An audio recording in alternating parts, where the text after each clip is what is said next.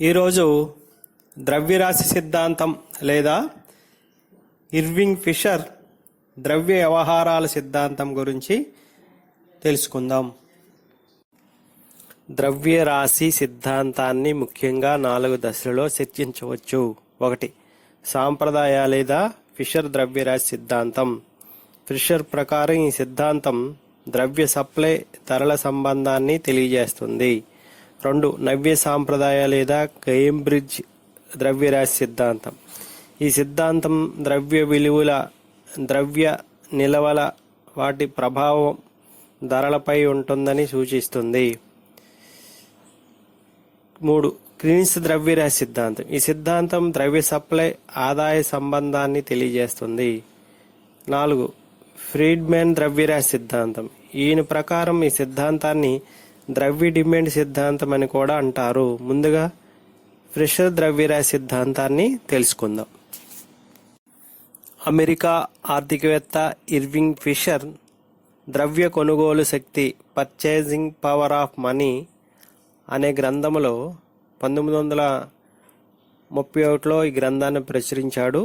దానిలో నగద విలువల పంతాన్ని విశదీకరించాడు. దాని జనబాహుల్యం వలన అనేకులు నగద విలువల సిద్ధాంతాన్ని ద్రవ్యరాశి సిద్ధాంతమని గుర్తించారు. ద్రవ్యం విధులలో ముఖ్యమైనది వినిమయ మాంద్యం. ఈ విధిని నొక్కుచెప్పి ఫిషర్ ధరల సమస్యను విశ్లేషించాడు. ఫిషర్ ప్రకారం వ్యవహారాలకై అంటే వస్తు సేవల మారకానికి ప్రజలు ద్రవ్యాన్ని డిమాండ్ చేస్తారు. ద్రవ్య వ్యవహారాల ద్రవ్యరాశి సిద్ధాంతం. ద్రవ్యరాశి సిద్ధాంతాన్ని మొదటగా 1588లో ఇటలీ దేశస్థుడైన దావన్జెట్టి ప్రతిపాదించాడు. 16వ శతాబ్దానికి చెందిన జీన్ బోడిన్ అనే ఫ్రెంచ్ తత్వవేత్త ఈ సిద్ధాంతానికి మూలపురుషుడిగా పేర్కొంటారు. ఆ తర్వాత సాంప్రదాయ ఆర్థికవేత్తలు ద్రవ్య విలువను ద్రవ్యరాశి సిద్ధాంతం ద్వారా వివరించారు. సాంప్రదాయ అర్థశాస్త్రవేత్తలలో అమెరికాకు చెందిన అర్థశాస్త్రవేత్త ఇర్వింగ్ ఫిషర్ ద్రవ్యరాశి సిద్ధాంతాన్ని 1911వ సంవత్సరంలో the purchasing of power of money అనే గ్రంథంలో ఒక సమీకరణ రూపంలో ద్రవ్యరాశి సిద్ధాంతాన్ని ఫిషర్ ప్రతిపాదించాడు. ఇర్వింగ్ ఫిషర్ తన ద్రవ్యరాశి సిద్ధాంతాన్ని ఒక వినిమయ సమీకరణం ద్వారా వివరించాడు. MV = PQ plus P1 Q1 plus P2 Q2 plus PN QN.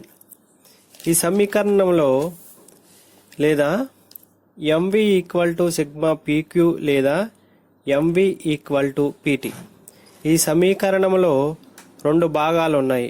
ఎడమవైపు ఉన్న MV ఒక భాగం, ఇది ద్రవ్యానికి చెందింది.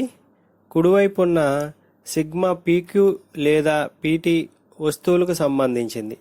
ద్రవ్యరాశి సిద్ధాంతం ముఖ్య లక్షణం దేశంలోని సమగ్ర ధరల స్థాయిని ప్రభావితం చేసే అంశాలను గురించి తెలపడం. ఈ సిద్ధాంతం ద్వారా ద్రవ్య విలువలో వచ్చే మార్పులను గురించి తెలుసుకోవచ్చు. సాంప్రదాయ ద్రవ్యరాశి సిద్ధాంతం ప్రకారం ధరలను లేదా ద్రవ్య విలువను ద్రవ్య సప్లై నిర్ణయిస్తుంది. ద్రవ్య విలువ ద్రవ్య సప్లైల మధ్య రుణాత్మక సంబంధం, ధరల స్థాయి ద్రవ్య సప్లై మధ్య ధనాత్మక సంబంధం ఉంటుంది. ఉదాహరణకు ద్రవ్యరాశిని రెట్టింపు చేసినట్లయితే ఆర్థిక వ్యవస్థలో ధరలు కూడా రెట్టింపు అవుతాయి, కానీ ద్రవ్య విలువ సగానికి తగ్గిపోతుంది. ద్రవ్యరాశి సగానికి తగ్గినట్లయితే ఆర్థిక వ్యవస్థలో ధరల స్థాయి సగానికి పడిపోతుంది. అలాగే ద్రవ్య విలువ రెట్టింపు అవుతుంది. దీనికి సంబంధించిన 2 సిద్ధాంతాలు ఉన్నాయి. 1. ఫిషర్ ద్రవ్యరాశి సిద్ధాంతము లేదా ద్రవ్య వ్యవహారాల సిద్ధాంతము. 2. కేంబ్రిడ్జి లేదా నవ్య సాంప్రదాయ లేదా నగద నిల్వల ద్రవ్యరాశి సిద్ధాంతం. ద్రవ్యం సర్వాంగీకారమైన వినిమయ సాధనం కాబట్టి దీన్ని ఏ వస్తువులోనైనా సులభంగా వినిమయం చేయవచ్చు. ద్రవ్యాన్ని విలువ నిధిగా ఉపయోగిస్తారు.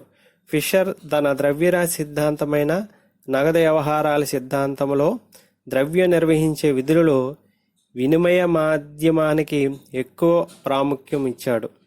వ్యక్తులు కానీ సంస్థలు కానీ ద్రవ్యాన్ని వినిమయ మాధ్యమంగానే ఉపయోగిస్తారని చెబుతూ తన ద్రవ్యరాశి సిద్ధాంతాన్ని ప్రతిపాదించాడు. కానీ కేంబ్రిడ్జ్ ఆర్థికవేత్తలు తమ ద్రవ్యరాశి సిద్ధాంతంలో ద్రవ్యం ముఖ్య విధి విలువల నిధిగా ఉపయోగించడమే అని పేర్కొన్నారు. ఇలా భిన్నమైన ద్రవ్య విధులకు ప్రాముఖ్యం ఇవ్వడం వల్ల ఈ రెండు ద్రవ్యరాశి సిద్ధాంతాలను వేరువేరుగా సిద్ధాంతాలుగా పరిగణించడం జరుగుతుంది. ఇర్వింగ్ ఫిషర్ ద్రవ్య వ్యవహారాల సిద్ధాంతం. ఇర్వింగ్ ఫిషర్ ప్రకారం ఒక ఆర్థిక వ్యవస్థలో అమ్మకందారులను కొనుగోలుదారులు కానీ వినిమయం చేసిన వస్తు సేవల విలువ వాటి వెనుక ఉన్న ద్రవ్యం విలువ సమానంగా ఉంటాయి. అంటే ఒక నిర్ణీత కాలంలో వినిమయం చేసిన వస్తు సేవల విలువ వాల్యూ ఆఫ్ ట్రాన్సాక్షన్స్ ఎప్పుడు ఆ వస్తు సేవలపై పెట్టిన మొత్తం వ్యయానికి సమానంగా ఉంటుంది. ఫిషర్ తన గ్రంథమైన ది పర్చేసింగ్ పవర్ ఆఫ్ మనీలో ద్రవ్యరాశి సిద్ధాంతాన్ని వినిమయ సమీకరణం ద్వారా వివరించాడు. ఆ సమీకరణం కింద విధంగా ఉంటుంది. MV equal to PT. ఇందులో ఎం ఈక్వల్ టు చలామణిలో ఉన్న ద్రవ్య సప్లై, మనీ సప్లై. వి ద్రవ్యరాశి చలామణి వేగం, velocity of circulation of money. P ధరల స్థాయి, ప్రైస్ లెవెల్ లేదా అన్ని వ్యవహారాల సగటు ధర. టి వ్యవహారాలు, ట్రాన్సాక్షన్స్. అంటే ఎంవి పి అంటే పిటి ఈక్వల్ టు ఎంవి. ఇందులో ఈ సమీకరణలో పి అంటే ధరల స్థాయి లేదా సగటు ధర, టి అంటే వ్యవహారాలు అంటే వస్తు సేవలు కొనుగోలు లేక సప్లై, ఎం అంటే ద్రవ్యరాశి, వి అంటే సగటు ద్రవ్య చలామణి వేగం. ద్రవ్యరాశిని చలామణి వేగంతో గుణిస్తే నిర్ణీత కాలంలో సమగ్ర ద్రవ్య సప్లై తెలుస్తుంది. ధరల స్థాయిని వ్యవహారాలతో గుణిస్తే సమగ్ర ద్రవ్య డిమాండ్ తెలుస్తుంది. పైన ఉన్న సమీకరణం ప్రకారం ద్రవ్య సప్లై ఎంవి ద్రవ్య డిమాండ్ పీటీకి సమానంగా ఉంటుంది. MV equal to PT. ఒక నిర్ణీత కాలంలో ఆర్థిక వ్యవస్థలో జరిగిన వ్యవహారాల సంఖ్య టీ. ఆ వ్యవహారాల ధరల స్థాయి పి అయినప్పుడు వినిమయం చేసిన వస్తు సేవల విలువ పీటీ అవుతుంది. అదే కాల పరిమితిలో ఆర్థిక వ్యవస్థలో చలామణి అవుతున్న ద్రవ్యరాశి ఎం. ప్రతి ద్రవ్య యూనిట్ వస్తు సేవలు కొనడంలో వి సార్లు ఉపయోగపడుతుందంటే వస్తు సేవలపై వెచ్చించిన మొత్తం ఎంవి అవుతుంది.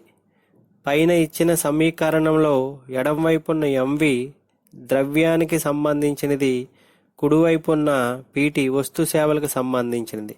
సమీకరణంలో ఉన్న 4 చలరాశుల ప్రవర్తన గమనించి ఫిషర్ దాన్ని ద్రవ్య సప్లైకు ధరల స్థాయికి ఉండే సంబంధాన్ని తెలియజేసే ఒక సంబంధంగా రూపొందించాడు. ఫిషర్ ఉద్దేశం ప్రకారం ద్రవ్యరాశిని కేంద్ర బ్యాంక్ నిర్ణయిస్తుంది కాబట్టి దీన్ని బహిర్గత చలరాశిగా పరిగణించవచ్చు. వ్యవహారాల సంఖ్య టీ ఆదాయ స్థాయిపై ఆధారపడి ఉంటుంది. ఆదాయ స్థాయి ఎక్కువగా ఉంటే వ్యవహారాల సంఖ్య కూడా ఎక్కువగా ఉంటుంది. అలాగే ఆదాయ స్థాయి తక్కువగా ఉంటే వ్యవహారాల సంఖ్య కూడా తక్కువగా ఉంటుంది. కానీ ఆర్థిక వ్యవస్థలో సంపూర్ణ ఉద్యోగత ఉంటుందని భావించడం వల్ల స్వల్పకాలంలో ఆదాయ స్థాయి నిలకడగా ఉంటుంది. కాబట్టి స్వల్పకాలంలో ఆదాయ వ్యవహారాల సంఖ్య నిలకడగా ఉంటుంది. ద్రవ్య చలామణి వేగం వి వ్యవస్థలోని వ్యవహారాల సాంకేతిక కారణాలపై ఆధారపడి ఉంటుంది. కానీ ఇది నెమ్మదిగా మార్పు చెందుతాయి. కాబట్టి స్వల్పకాలంలో వీలో పెద్ద మార్పు ఏమీ ఉండదు. అంతేకాక దీనికి అంటే వీకి ఎంపీటీలతో సంబంధం ఉండదు. స్వల్పకాలంలో నిలకడగా ఉంటుంది. ద్రవ్య సప్లైని చలామణి వేగంతో గుణిస్తే సమగ్ర ద్రవ్య సప్లై తెలుస్తుంది. సమీకరణలో ఎంవి అనేది ద్రవ్య సప్లై, ద్రవ్య సప్లైని ఒక నిర్ణీత కాలానికి చెప్పడం జరుగుతుంది. కాబట్టి దీన్ని చలామణి వేగంతో గుణిస్తే కొంతకాలంలో ఉండే ద్రవ్య సప్లైని సూచిస్తుంది. దీని సమీకరణలో ఎంబీగా ఫిషర్ చెప్పాడు. ధరల స్థాయిని వ్యవహారాల సంఖ్యతో గుణిస్తే అది ఒక ఆర్థిక వ్యవస్థలోని వస్తు సేవల కొనుగోలు నిర్ణీత కాలానికి సూచిస్తుంది. దీన్నే ద్రవ్య డిమాండ్ అని కూడా చెప్పవచ్చు. ఫిషర్ తన ద్రవ్యరాశి సిద్ధాంతంలో ద్రవ్యానికి వినిమయ మాధ్యమాన్నే ముఖ్య విధిగా భావించాడు. కాబట్టి ద్రవ్య డిమాండ్ అనేది వ్యవహారాల కోసమని చెప్పడం జరిగింది. ద్రవ్య డిమాండ్ వస్తు సేవల వినిమయ విలువకు నిర్ణీత కాలంలో సమానంగా ఉంటుంది. కాబట్టి ఒక ఆర్థిక వ్యవస్థలో ఎప్పుడూ మొత్తం ద్రవ్య సప్లై విలువ వస్తు సేవల వినిమయ విలువకు సమానంగా ఉంటాయి. కాబట్టి తన సమీకరణలో M1 = PT అనేది ఏ దేశానికైనా ఎటువంటి పరిస్థితుల్లోనైనా వర్తిస్తుందని ఇర్వింగ్ ఫిషర్ నమ్మాడు. కాబట్టి ఇర్వింగ్ ఫిషర్ తన సమీకరణం MV = PT అనేది ఏ దేశానికైనా ఎటువంటి పరిస్థితుల్లోనైనా వర్తిస్తుందని ఇర్వింగ్ ఫిషర్ పేర్కొన్నాడు. ఈ సమీకరణాన్ని కింది విధంగా కూడా రాయవచ్చు. P = MV/T. పైన ఇచ్చిన సమీకరణాలు ప్రాథమిక ద్రవ్యానికి మాత్రమే వర్తిస్తాయి. కానీ నిజ జీవితంలో ద్రవ్యం అంటే ప్రాథమిక ద్రవ్యం అయిన నోట్లు, నాణాలే కాకుండా బ్యాంకులో ఉన్న డిపాజిట్లు కూడా ద్రవ్యంగా పరిగణించాలి. ఇటువంటి ద్రవ్యాన్ని కూడా సమీకరణలో సూచించడానికి ఫిషర్ తన సమీకరణానికి కొన్ని మార్పులు చేశాడు. బ్యాంకింగ్ వ్యవస్థ విస్తృతం చెందిన దేశాలలో ద్రవ్యం కేవలం నాణాలు, నోట్ల రూపంలోనే కాకుండా చెక్కుల ద్వారా తీసుకొనుటకు వీలుగల డిమాండ్ డిపాజిట్ల రూపంలో కూడా ఉంటుంది. ఈ రకం ద్రవ్యం సమీకరణలో రెండు విధాలుగా జోడించవచ్చు. సమీకరణలో ఎంను నోట్లను, నాణాలను సహా బ్యాంక్ డిపాజిట్లుగా నిర్వచించవచ్చు. అట్లాగే వీను నగదు, బ్యాంకు డిపాజిట్లు, సగటు చలామణి వేగంగా గుర్తించవచ్చు. ఈ సమీకరణలో MV + M1V1 = PT. P = MV + M1V1/T. M1 అంటే పరపత ద్రవ్యము, V1 అంటే పరపత ద్రవ్యము యొక్క చలామణి వేగం రేటు. అన్ని సమీకరణల్లోనూ ఫిషర్ చెప్పేది ఒకటే, అదే ధరల స్థాయి. ధరలు ఇప్పుడు ద్రవ్య సప్లై మీద ఆధారపడి ఉంటాయి. అంటే ధరల స్థాయి లేదా ద్రవ్య విలువ ద్రవ్య సప్లైలో మార్పుల వల్ల మార్పు చెందుతుంది. అంటే ద్రవ్య విలువ లేదా ధరల స్థాయి ఎప్పుడు ద్రవ్య సప్లై మీద ఆధారపడతాయని ఫిషర్ నమ్మాడు. పై సమీకరణలో MV అనేది వ్యవహారాల మీద ఖర్చు చేసే ద్రవ్యం, PT అనేది వ్యవహారాల వల్ల రాబడి అని చెప్పవచ్చు. సూక్ష్మంగా చెప్పాలంటే ఫిషర్ తన సమీకరణం ద్వారా చెప్పదలుచుకున్నది ధరల స్థాయి లేదా ద్రవ్య విలువ ద్రవ్య సప్లై మీద ఆధారపడి ఉంటాయి. ద్రవ్య సప్లైలో మార్పుల వల్ల ధరల స్థాయిలో లేదా ద్రవ్య విలువలో మార్పులు వస్తాయి. మిగిలిన అంశాలన్నీ స్థిరంగా ఉంటాయని ప్రమేయం చేశారు. మిగిలిన అంశాలంటే వీటి స్థిరంగా ఉన్నప్పుడు ద్రవ్య సప్లైలో మార్పులు వస్తే అది ధరల స్థాయిలో అంటే Pలో సమానమైన ప్రత్యక్ష మార్పులు తీసుకువస్తుంది. ఫిషర్ వినిమయ సమీకరణంలో ప్రమేయాలు. పైన ఉన్న సమీకరణాలను సమగ్ర ధరల స్థాయిని నిర్ణయించే సిద్ధాంతంగా మార్చడానికి సాంప్రదాయ ఆర్థికవేత్తలు కొన్ని ప్రమేయాలు చేశారు. అవి: 1. వ్యవహారాల సంఖ్య T స్థిరంగా ఉంటాయి అనేది మొదటి ప్రమేయం. వ్యవహారాలు ఎప్పుడు వనరులు ఉపయోగించే నిపుణత, సాంకేతిక నైపుణ్యం మీద ఆధారపడి ఉంటాయి. వనరులు ఉపయోగించే నిపుణత, సాంకేతిక నైపుణ్యం రెండూ జాతీయ ఆదాయాన్ని నిర్ణయిస్తాయి. జాతీయ ఆదాయం పెరిగితే వ్యవహారాల సంఖ్య కూడా పెరుగుతుంది. ఫిషర్ సంపూర్ణ ఉద్యోగితను ప్రమేయంగా తీసుకోవడం వల్ల జాతీయ ఆదాయం పెరుగుతుంది లేదా తగ్గుతుందని చెప్పడానికి వీలు లేదు. కాబట్టి జాతీయ ఆదాయం స్థిరంగా ఉండడం వల్ల వ్యవహారాల సంఖ్య T కూడా స్థిరంగా ఉంటుందని ప్రమేయం చేయవచ్చు. అంతేకాకుండా సమీకరణంలో ఇతర అంశాలంటే M, B, Pలో మార్పులు వచ్చినా అవి టీలో మార్పులను తీసుకురాలేవు.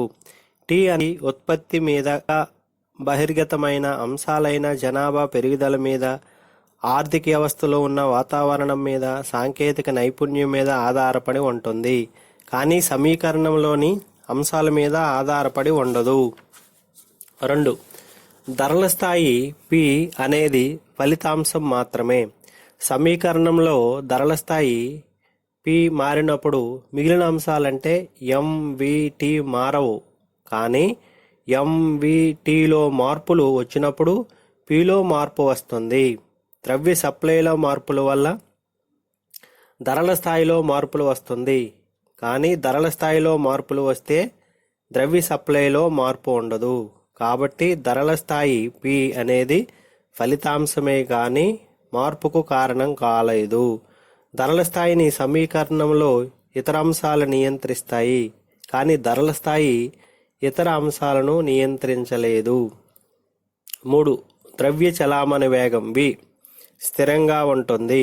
సమీకరణంలో ఇతర అంశాలు అంటే Mని కానీ Pని కానీ Vని కానీ ప్రభావితం చేయలేవు. చలామణి వేగం V కూడా బహిర్గతమైన అంశాల మీద ఆధారపడి ఉంటుంది. Mలో కానీ Pలో కానీ మార్పులు Vలో మార్పులను చేయలేవు. V అనేది ప్రజల బ్యాంకింగ్ అలవాట్ల మీద, వడ్డీ రేట్ల మీద, ఆర్థిక వ్యవస్థలోని వాణిజ్య విధానం మీద, పెట్టుబడి లాంటి బహిర్గతమైన అంశాల మీద ఆధారపడి ఉంటుంది. ఈ అంశాలేవి కూడా స్వల్పకాలంలో మారవు కాబట్టి V కూడా స్వల్పకాలంలో మారదని ప్రమేయం చేయవచ్చు. 4. ద్రవ్యానికి పరపతి ద్రవ్యానికి గల నిష్పత్తి స్థిరంగా ఉంటుంది. ఒక నిర్ణీత కాలంలో పరపతి ద్రవ్యం అంటే బ్యాంకులో ఉండే డిపాజిట్లకు చలామణిలో ఉన్న ద్రవ్యానికి ఒక స్థిరమైన నిష్పత్తి ఉంటుంది. కాబట్టి సమీకరణంలో M1 చేర్చడం వల్ల ఎటువంటి మార్పులు సిద్ధాంతంలో కానీ సమీకరణ వివరణలో కానీ రావు. పరపతి ద్రవ్యానికి గల సంబంధం నిర్ణీత నిష్పత్తిలో లేకపోతే సిద్ధాంతాన్ని వివరించడం సాధ్యపడదు. ప్రమేయం 5. సంపూర్ణ ఉద్యోగిత వ్యవస్థలో ఉంటుంది. సాంప్రదాయ ఆర్థిక శాస్త్రవేత్తలందరూ సంపూర్ణ ఉద్యోగిత ఉంటుందని నమ్మారు. అలాగే ఫిషర్ కూడా తన ద్రవ్యరాశి సిద్ధాంతంలో సంపూర్ణ ఉద్యోగిత ఉంటుందని ప్రమేయం చేశారు. ఈ ప్రమేయం చేయడం వల్ల ద్రవ్య సప్లై, ద్రవ్య చలామణి వేగం, వ్యవహారాల సంఖ్య అంటే MVT అనే సమీకరణంలోని అంశాలు ధరల స్థాయి Pని ప్రభావితం చేయగలుగుతున్నాయి. 6. ఈ సిద్ధాంతం దీర్ఘకాలానికి సంబంధించిన సిద్ధాంతం. స్వల్పకాలంలో ద్రవ్య సప్లైలోను మార్పులను కానీ, ధరల స్థాయిలో మార్పులు కానీ, లేదా సమీకరణంలోని అంశాలలో వచ్చే మార్పులను కానీ కనుక్కోవడం సాధ్యపడదు. అన్ని అంశాలు స్వల్పకాలంలో స్థిరంగా ఉంటాయి కాబట్టి దీర్ఘకాలానికి ఈ సిద్ధాంతం వర్తిస్తుంది. పై ప్రమేయాలు చేసిన ఇర్వింగ్ ఫిషర్ తన ద్రవ్యరాశి సిద్ధాంతాన్ని వినిమయ సమీకరణం ద్వారా వివరించాడు. ధరల స్థాయికి ద్రవ్య సప్లైకి మధ్య సంబంధాన్ని ఈ రేఖాచిత్రం ద్వారా తెలియజేయవచ్చు. OX అక్షం పైన ద్రవ్య సప్లైని, OY అక్షం పైన ధరల స్థాయిని కొలుస్తున్నాం. P ఫంక్షన్ ఆఫ్ M అనే రేఖ ధనాత్మక సంబంధాన్ని తెలియజేసే రేఖ. కాబట్టి ధరల స్థాయికి ద్రవ్య సప్లైకి మధ్య ధనాత్మక సంబంధం ఉంది. ద్రవ్య సప్లై పెరిగితే ధరల స్థాయి కూడా పెరుగుతుంది. ద్రవ్య సప్లై M నుండి M2కు పెరిగితే ధరల స్థాయి P నుండి P2కు పెరుగుతుంది. ద్రవ్య సప్లై M2 నుంచి M4కు పెరిగితే ధరల స్థాయి P2 నుంచి P4కు పెరుగుతుంది. అంటే ద్రవ్య సప్లై M నుంచి M4కు పెరిగితే ధరల స్థాయి కూడా P నుండి P4కు పెరుగుతుంది. అంటే ద్రవ్యం పెరిగితే ధరల స్థాయి కూడా పెరుగుతుంది. ద్రవ్యం 2 పెరిగితే ధరల స్థాయి కూడా 2 పెరుగుతుంది. ద్రవ్యం 4 పెరిగితే ధరల స్థాయి కూడా 4 పెరుగుతుంది. కాబట్టి ధరల స్థాయికి ద్రవ్య సప్లైకి ధనాత్మక సంబంధం ఉందని తెలియజేసే రేఖ P ఫంక్షన్ ఆఫ్ M. ఈ రేఖ ధనాత్మక సంబంధాన్ని తెలియజేస్తుంది.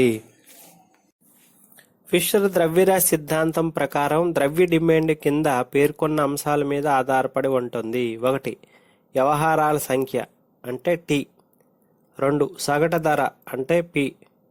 3. ద్రవ్య చలామణి వేగం అంటే వి. సాంప్రదాయ ద్రవ్యరాశి సిద్ధాంతం ప్రకారం ధరల స్థాయికి ద్రవ్య సప్లై చలామణి వేగానికి ధనాత్మక సంబంధం ఉంటుంది. అలాగే ధరల స్థాయికి వ్యవహారాలకు రుణాత్మకమైన సంబంధం ఉంటుంది. ద్రవ్య సప్లై పెరిగినప్పుడు ధరలు కూడా పెరుగుతాయి. ఎందుకంటే ద్రవ్య సప్లై పెరిగినప్పుడు పెట్టుబడి పెరుగుతుంది. పెట్టుబడి పెరిగితే ఉద్యోగత పెరిగి ఆదాయం పెరుగుతుంది. దీనివల్ల వస్తువు డిమాండ్ పెరుగుతుంది. స్వల్పకాలంలో వస్తువు సప్లై పెరగలేదు కాబట్టి ధరలు పెరుగుతాయి. ధరలు పెరిగినప్పుడు ఉన్న ద్రవ్య సప్లైతో తక్కువ వస్తు రాశిని మాత్రమే కొనగలుగుతాడు కాబట్టి ద్రవ్య విలువ పడిపోతుంది. పై పటంలో x అక్షమైన ద్రవ్యాన్ని y అక్షమైన ద్రవ్య విలువను సూచించడం జరిగింది. ద్రవ్యం అతి తక్కువ OMగా ఉన్నప్పుడు ద్రవ్య విలువ అత్యధికంగా I/Qగా ఉంటుంది. ద్రవ్యం OM నుంచి OM2కు తర్వాత OM4కు పెరిగినప్పుడు ద్రవ్య విలువ I/P2కు తర్వాత I/P4కు తగ్గుతుంది. I/P ఫంక్షన్ ఆఫ్ M అనే రేఖ ద్రవ్యానికి ద్రవ్య విలువకున్న విలోమ సంబంధాన్ని వివరిస్తుంది. పై పటంలో ధరల స్థాయికి ద్రవ్యానికి గల సంబంధాన్ని మొదటి ఏ పటంలో ద్రవ్య విలువకు ద్రవ్యానికి ఉన్న సంబంధాన్ని రెండో పటం బిలో పటంలో చూపాలి. ధరల స్థాయి P అయితే ద్రవ్య విలువ 1/Pగా ఉంటుంది. ద్రవ్యం పెరిగితే ధరల స్థాయి కూడా పెరుగుతుంది. కాబట్టి మొదటి పటంలో P = ఫంక్షన్ ఆఫ్ M అనే రేఖ ధనాత్మకంగా ఉంటుంది. అంటే ద్రవ్య విలువను తీసుకుంటే ద్రవ్యం పెరిగినప్పుడు ధరలు పెరుగుతాయి అంటే ద్రవ్యం విలువ పడిపోతుంది. కాబట్టి రెండవ పటంలో 1/P = ఫంక్షన్ ఆఫ్ అనే రేఖ రుణాత్మకంగా ఉంటుంది. ఈ రేఖాచిత్రాన్ని పరిశీలించినట్లయితే OX అక్షం పైన ద్రవ్యాన్ని OY అక్షం పైన ద్రవ్య విలువను కొలుస్తున్నాం.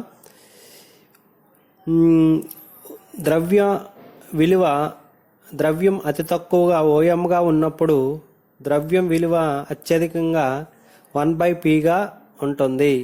ద్రవ్యం OM నుండి OM2కి పెరిగినట్లయితే ద్రవ్యం విలువ 1/P నుండి 1/P2కి తగ్గిపోయింది.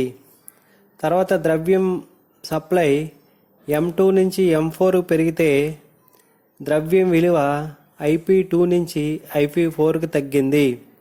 అంటే 1/P = ఫంక్షన్ ఆఫ్ M అనే రేఖ ద్రవ్యానికి ద్రవ్యం విలువకు విలోమ సంబంధాన్ని తెలియజేస్తుంది. అంటే ద్రవ్య సప్లై పెరిగితే ద్రవ్య విలువ తగ్గిపోతూ ఉంటుంది.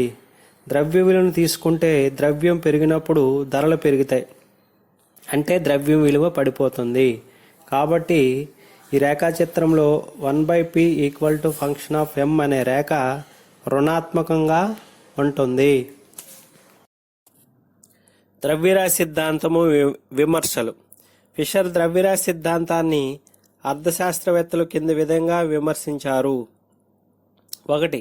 ఈ ద్రవ్యరాశి సిద్ధాంతము అసమంజసమైన ప్రమేయంపై ఆధారపడి ఉంది. ఫిషర్ యొక్క అసమంజసమైన ప్రమేయాలను కింది విధంగా విమర్శించడం జరిగింది. 1. ఫిషర్ చేసిన మొదటి ప్రమేయం MV స్వతంత్రంగా వ్యవహరిస్తాయని, ఎప్పుడైతే ద్రవ్య సప్లైలో మార్పుల వల్ల ధరల స్థాయిలో మార్పులు వస్తాయో వినియోగదారులందరూ భవిష్యత్తులో ధరలు ఇంకా పెరుగుతాయనే భయంతో వర్తమానంలో వస్తు సేవలను డిమాండ్ చేస్తారు. ద్రవ్య సహాయంతో కొనుగోలు చేస్తారు కాబట్టి ద్రవ్య చలామణి వేగం కూడా పెరుగుతుంది. కాబట్టి ద్రవ్య సప్లై చలామణి వేగం స్వతంత్రంగా వ్యవహరిస్తాయనేది నిజం కాదు. 2.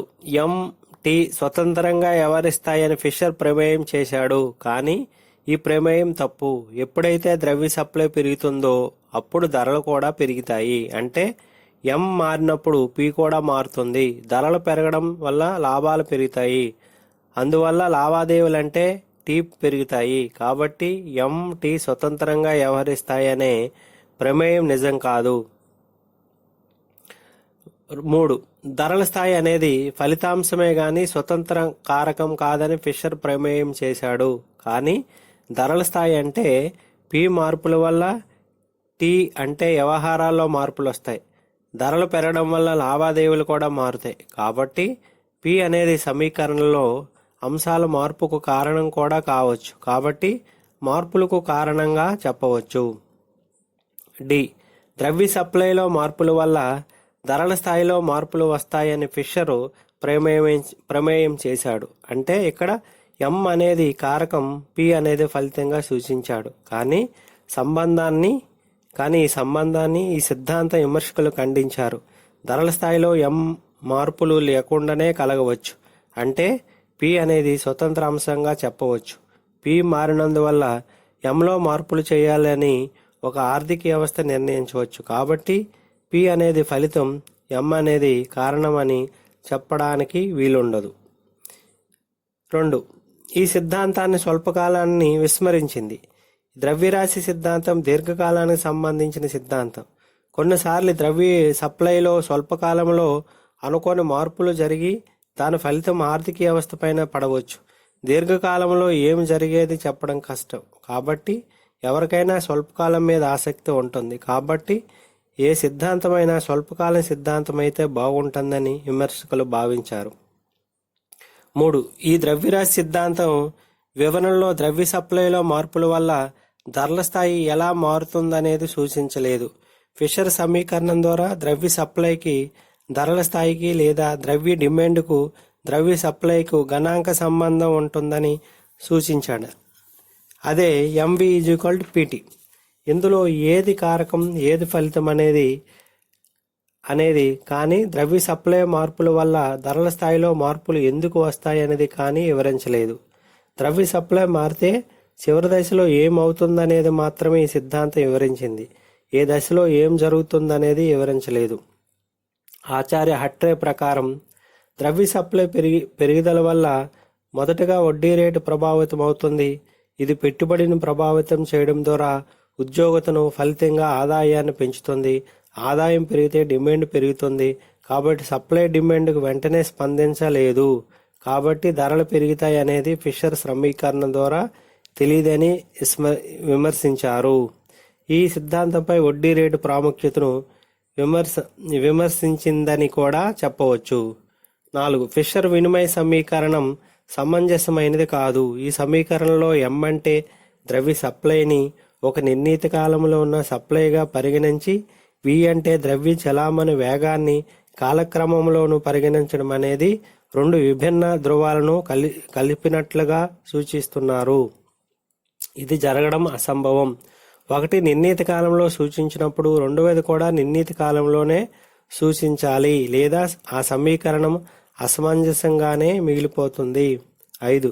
ద్రవ్యరాశి సిద్ధాంతంలోని ఫిషర్ చలామణి వేగాన్ని గురించి వివరణ ఇవ్వలేదు. చలామణి వేగం అనే అంశాన్ని గాని దాన్ని ప్రభావితం చేసే అంశాలను గాని ఫిషర్ తన సిద్ధాంతంలో వివరించలేదు. ఆచార్య మార్షల్ ప్రకారం ఏదైనా ద్రవ్యరాశి సిద్ధాంతాన్ని సమగ్ర సిద్ధాంతంగా పేర్కొనాలంటే అందులో చలామణి వేగం గురించి పూర్తి వివరణ ఉండాలి.